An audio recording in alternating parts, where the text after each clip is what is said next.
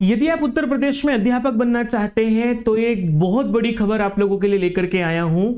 खबर कुछ लोगों को परेशान कर सकती है, कुछ लोगों को प्रसन्न कर सकती है, वो विद्यार्थियों के दृष्टिकोण पर निर्भर करता है।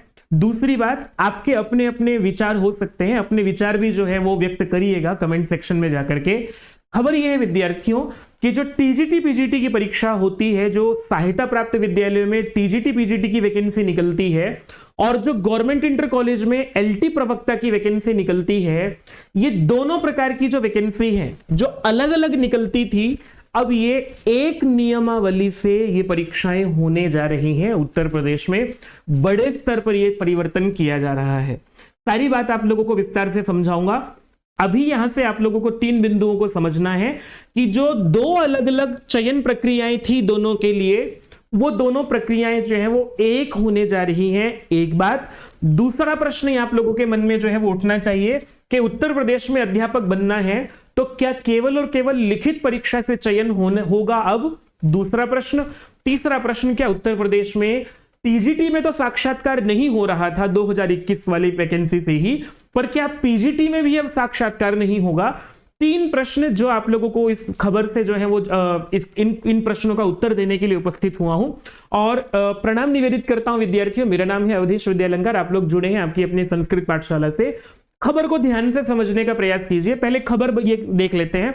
खबर ये है विद्यार्थियों की जो यूपी बोर्ड है, यूपी बोर्ड ने शासन को एक पत्र लिखा है। पत्र क्या लिखा है? पत्र ये लिखा है कि जब टीजीटी पीजीटी और एलटी प्रवक्ता, जब वो एक तरह के पद हैं, एलटी और टीजीटी जो है वो एक तरह के पद हैं, एक सैलरी है और एक ही कक्षा को पढ़ाते हैं। एलटी भी 9 से 10 कक्षा को पढ़ाता है, 6 से 10 कक्षा को पढ़ाता है। टीजीटी भी 6 से 10 कक्षा को पढ़ाता है। प्रवक्ता 10 से 11 कक्षा को 11 से 12 कक्षा को पढ़ाता है। पीजीटी 11 से 12 कक्षा को पढ़ाता है। एक ही तरह के पद हैं, तो इनके लिए अलग अलग चयन प्रक्रिया क्यों है?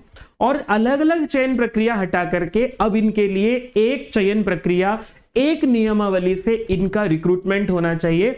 ऐसा प्रस्ताव यूपी बोर्ड ने उत्तर प्रदेश शासन को भेजा है। और ये इसलिए भेजा है विद्यार्थियों क्योंकि अलग अलग चयन प्रक्रिया होने के कारण से विद्यार्थियों को परेशानी उठानी पड़ती है और अलग अलग प्रक्रिया होने के कारण से जो है वो अध्यापकों का स्तर भी अलग अलग हो जाता है।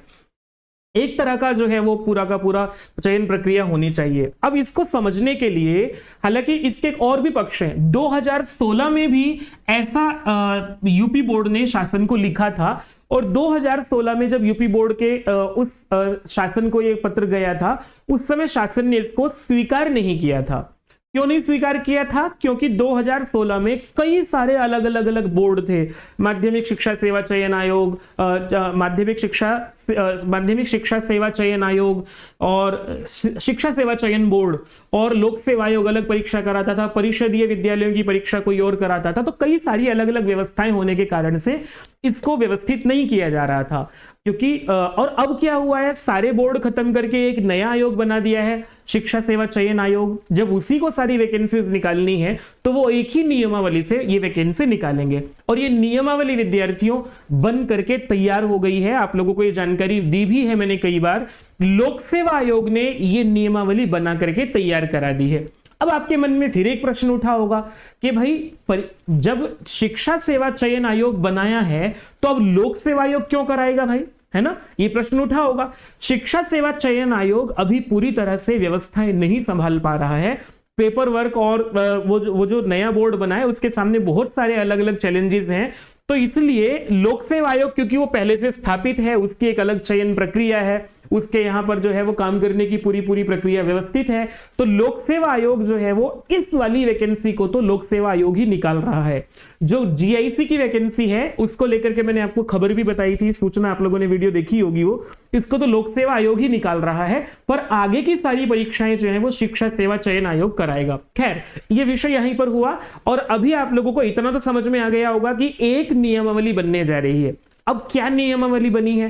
तो उत्तर प्रदेश में अध्यापक बनना है तो कैसे चयन प्रक्रिया अब होगी? आपको अध्यापक बनना है तो किस प्रक्रिया के तहत अध्यापक बनोगे, कैसे तैयारी करो, इसको समझाते हैं विद्यार्थियों। पहले मैं आप लोगों को वर्तमान परिस्थिति समझाता हूं।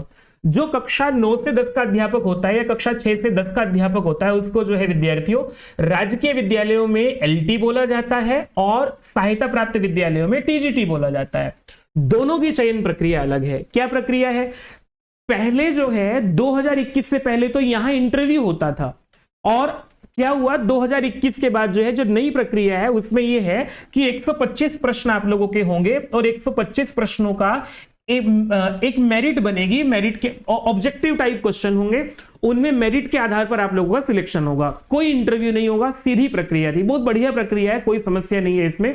लेकिन जो एलटी की प्रक्रिया है उसमें भी ऑब्जेक्टिव टाइप प्रश्न होते हैं। यहां आपके केवल सब्जेक्ट के प्रश्न होते हैं। यहां सब्जेक्ट के 120 प्रश्न होते होते 30 प्रश्न जो है वो आपके जनरल कॉमन सेक्शन के भी होते हैं।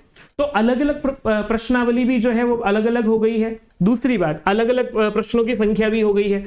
दूसरी बात, जो प्रवक्ता की बात करें हम लोग, जो कक्षा 11 से 12 का अध्यापक होता है, राजकीय विद्यालय में उसे पीजीटी बोलते हैं, सहायता प्राप्त विद्यालय में उसको पीजीटी बोलते हैं, राजकीय विद्यालय में उसको प्रवक्ता बोलते हैं। दोनों की चयन प्रक्रिया जमीन आसमान का अंतर है विद्यार्थियों। क्या चयन प्रक्रिया है यहाँ पर? वर्तमान में जैसे कि अभी होने भी जा रही है परीक्षा, मई में परीक्षा होने जा रही है, तो इसमें 125 प्रश्न आपके विषय के होते हैं और उसके बाद फिर साक्षात्कार होता है। ठीक है विद्यार्थियों। और इधर जो प्रक्रिया होती है प्रवक्ता की, वो पहले प्री होता है फिर मेंस होता है। प्री में जो है वो ऑब्जेक्टिव टाइप क्वेश्चन होते हैं, सब्जेक्ट के 80 और 40 प्रश्न होते हैं जनरल कॉमन सेक्शन वाले। 120 प्रश्नों के आधार पर प्री होता है। जितनी सीट्स होती हैं, अगर किसी विषय में 100 पद हैं तो उसके 12 गुना या 15 गुना अभ्यर्थियों को जो है वो लिखित परीक्षा के लिए बुलाया जाता है। 15 गुना शायद है, 15 गुना लोगों को, जो अगर 100 पद हैं तो 1500 लोगों को लिखित परीक्षा के लिए बुलाया जाएगा और फिर उनमें से जो है वो सीधे 100 लोग छांट लिए जाएंगे। तो लिखित परीक्षा जो है वो सब्जेक्टिव होती है, इसमें कोई जनरल पेपर नहीं होता, आपके विषय की होती है। अब ये अभी की प्रक्रिया है। जो नई शिक्षा, जो नई नियमावली बनी है उसमें क्या परिवर्तन हो रहा है? देखो विद्यार्थियों, हालांकि टीजीटी को लेकर के, एलटी को लेकर के दो तरह की खबरें छाप रहे हैं अखबार। वो ये कह रहे हैं कि एलटी में भी प्री और मेंस होने जा रहा है, और इस खबर को 99% तक तो सही माना जा सकता है। 1% सही होने की गुंजाइश इसलिए नहीं है। 1% को मैं इसलिए कम कर रहा हूं क्योंकि ऐसा कोई आधिकारिक नोटिफिकेशन अभी तक नहीं आया है।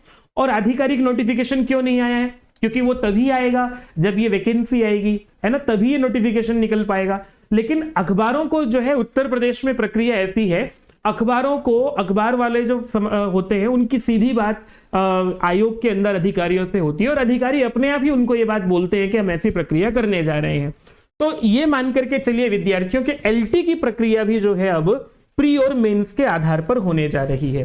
तो अब आप लोगों को 2025 के बाद, चाहे वो राजकीय विद्यालयों की वैकेंसी निकले, चाहे वो सहायता प्राप्त विद्यालयों की वैकेंसी निकले, ऐसा होने जा रहा है कि एलटी और प्रवक्ता दोनों के लिए प्री और मेंस होने जा रहा है।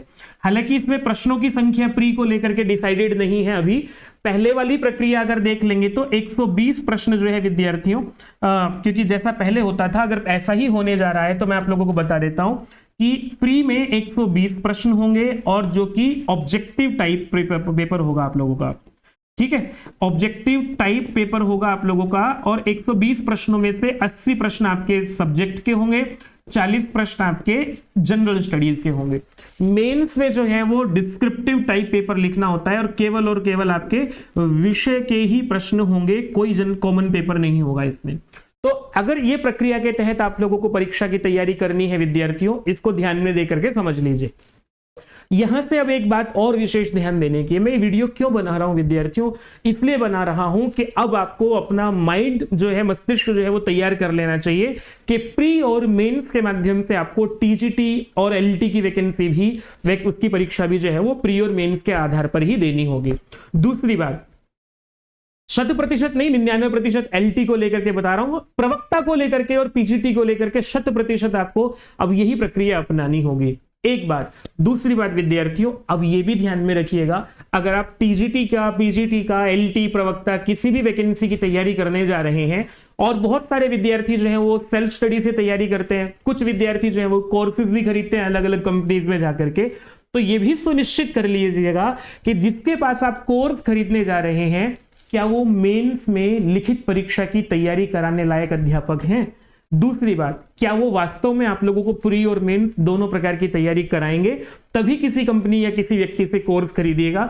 अगर मैं आप लोगों को ये श्योरिटी दूं कि भाई हाँ मैं प्री की भी तैयारी कराऊंगा, मेंस की भी तैयारी करा दूंगा, और दूसरी बात मेंस की तैयारी कराने लायक मैं अगर अध्यापक हूं, तभी कोई विद्यार्थी मेरे पास संस्कृत पढ़ने आना, आप लोग इसका निर्धारण पहले कर लेना। मैंने अपने उदाहरण इसलिए दिया ताकि आप लोग और लोगों को भी इस तरह से परख सके, ताकि आप लोगों के साथ धोखा ना हो सके। ऑनलाइन इंडस्ट्री में एक प्रश्न के 4 ऑप्शन बताने वाले अध्यापक बहुत हैं, प्री और लिखित परीक्षा की तैयारी कराने वाले अध्यापक कम हैं।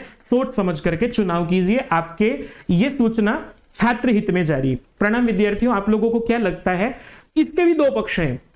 हालांकि पढ़ने वाले विद्यार्थी जो है ना, जो अच्छी तैयारी करने वाले विद्यार्थी हैं, उनको चाहे वो ऑब्जेक्टिव टाइप पेपर होता है, चाहे वो मेंस चाहे वो सब्जेक्टिव पेपर होता है, दोनों तरह की प्रक्रियाओं में बहुत ज्यादा फर्क नहीं पड़ता है। लेकिन इसके भी 2 पक्ष हैं विद्यार्थियों की। ऐसा कहा जाता है कि जब एक प्रश्न लिख करके उसका विस्तृत उत्तर लिखा जाता है तो उसमें गड़बड़ होने की संभावना होती है, और इस बात को विद्यार्थियों स्वीकार मैं भी करता हूं। आप लोगों का क्या विचार है और यह प्रक्रिया क्यों बदली जा रही है, इसको तो बहुत ज्यादा नहीं कहा जा सकता है। एक कारण यह भी है विद्यार्थियों, क्योंकि जो बहुत समझने वाले विद्यार्थी हैं, जो बहुत अच्छे तरह से विषय को समझते हैं, वो कई बार ऑब्जेक्टिव टाइप पेपर में पीछे रह जाते हैं और रटने वाले विद्यार्थी थोड़ा आगे निकल जाते हैं लिटरेचर जैसे विषयों में। तो ये भी कारण था, तो इसको भी ध्यान में रख करके मेंस विषय जो है वो सब्जेक्टिव करा जा रहा है। लेकिन ये बात बिल्कुल सही है, लेकिन दूसरा पक्ष ये भी है कि इसमें धांधली होने की संभावना भी होती है। आप लोगों को क्या लगता है विद्यार्थियों, और आप क्या इस प्रक्रिया के तहत अपने आप को, लेकिन भाई विद्यार्थियों देखो, मैं आपको ये भी बता दे रहा हूं, हो सकता है आप मुझे भला बुरा कहें, कुछ भी कहें, लेकिन प्रक्रिया तो विद्यार्थियों यही होने जा रही है। अब अपनी तैयारी आपको सुनिश्चित करनी होगी। चैनल को सब्सक्राइब करेंगे तो आपको ऑथेंटिक जानकारियां मिलेंगी तथ्यात्मक रूप से, और कोई बात समझ में ना आई हो तो कमेंट छोड़ दीजिएगा, फिर आप लोगों तक ऐसी सूचना पहुंचाएंगे। प्रणाम।